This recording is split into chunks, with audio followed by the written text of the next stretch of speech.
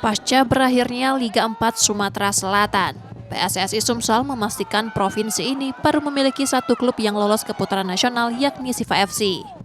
Namun peluang menambah satu tiket lagi tetap terbuka.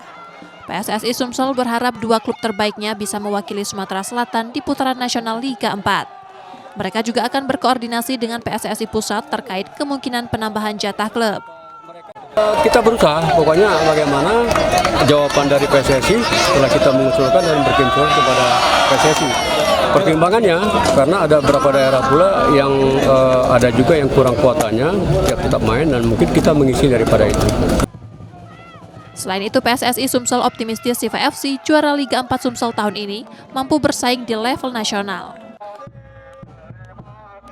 Nur Muhammad, Kompas TV, Palembang, Sumatera Selatan.